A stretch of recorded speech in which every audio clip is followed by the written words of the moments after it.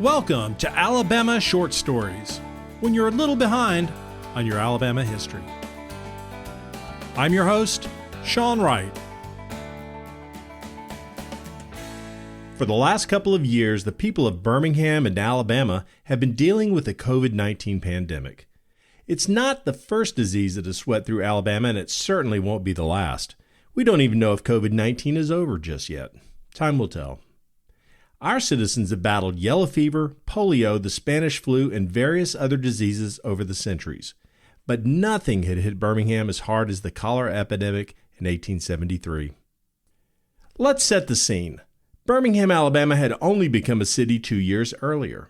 City services were still being developed, such as water and sewer, and residents of Jones Valley, where Birmingham is located, had a couple of options to receive water. A couple of miles north of the city is Village Creek.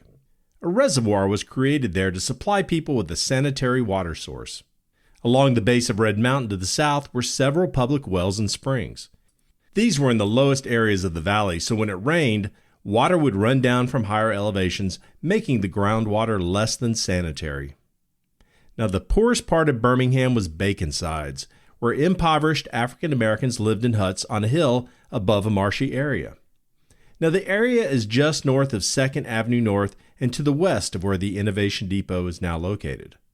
Residents had sunk barrels into the marsh to collect rainwater, and when rains would come, filth from the houses would wash down the hills and into the marsh, contaminating their water supply.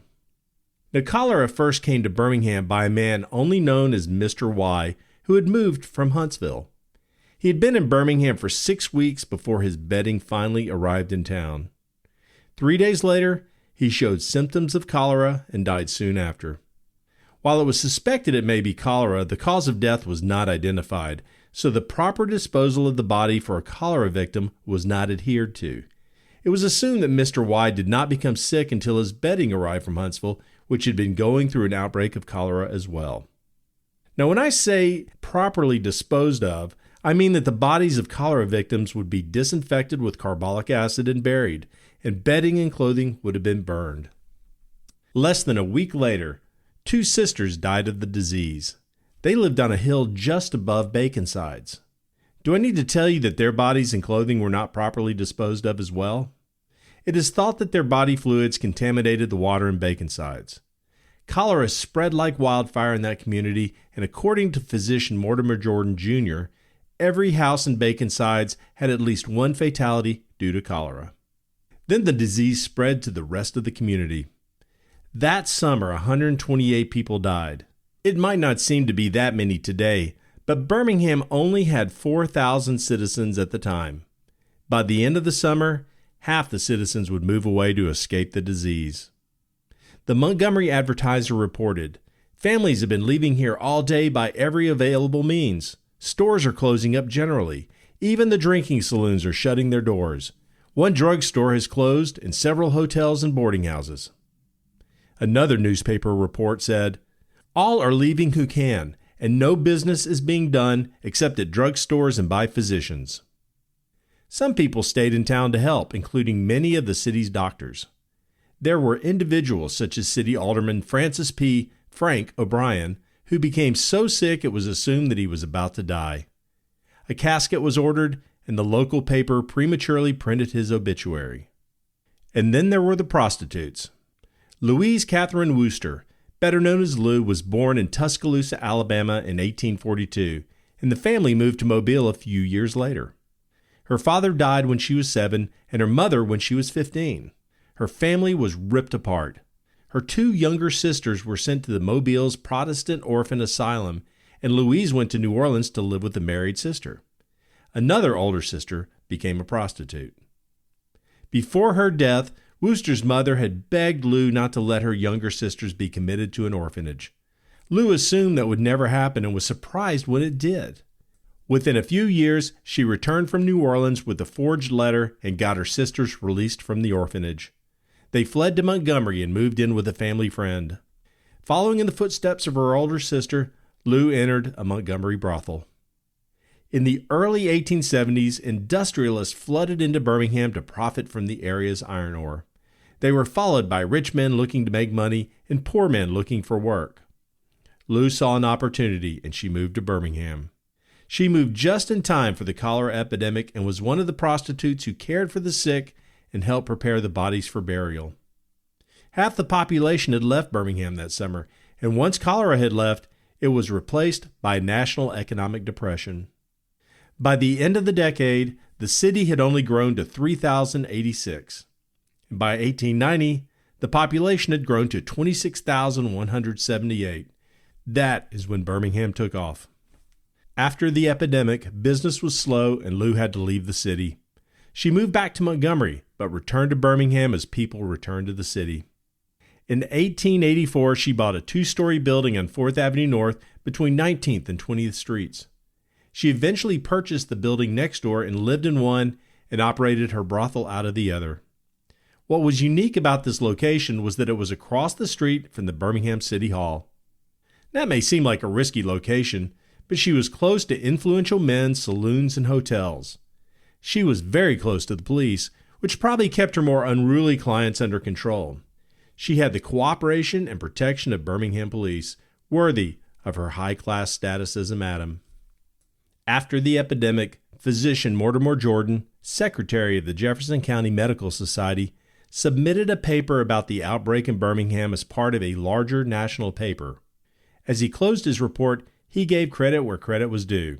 He wrote, "Before closing this paper, justice demands that we should briefly allude to the heroic and self-sacrificing conduct during this epidemic of that unfortunate class who are known as women of the town.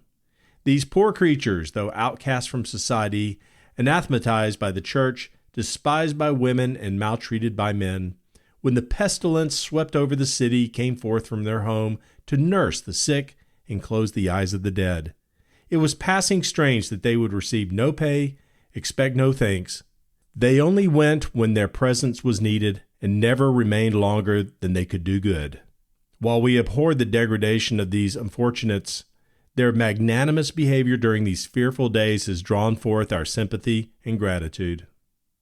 Lou Wooster retired in 1901 and rented the buildings that housed her brothel to other more typical businesses.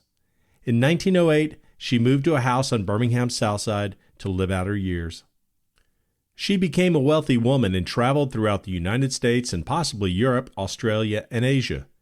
But you can never be sure with Lou Wooster. One thing has been consistent over the years in our fair state.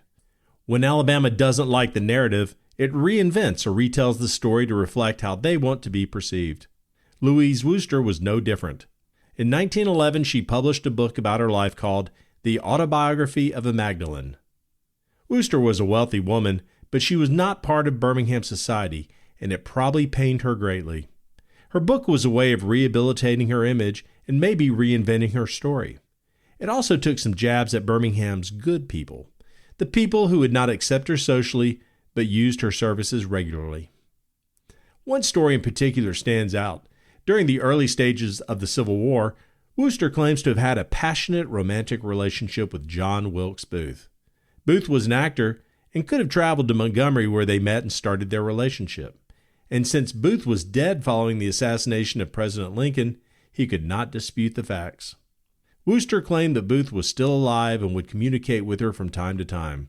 This story helped keep her name in the national papers and in the hearts of those who considered Booth a hero.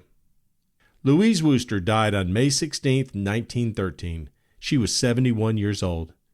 The funeral was held at her home, and she was buried at Oak Hill Cemetery. Rumor has it that gentlemen from Birmingham who could not be seen attending her funeral sent their empty carriages in respect due to the propriety of the times. In reality, her funeral was sparsely attended. Lou Wooster's image rehabilitation may not have gone as far as she had hoped, but her name has lived on. A downtown loft was named after her, and an opera was written based on the book. Many people still believe that Belle Watling from Gone with the Wind was based on her. It may be hard to know the truth, depending on where you get your information on Lou Wooster, but the one thing that is true is that if it wasn't for Lou and the others who stayed behind to take care of the sick and the dead in the summer of 1873, Birmingham might have ceased to exist. They truly saved the city.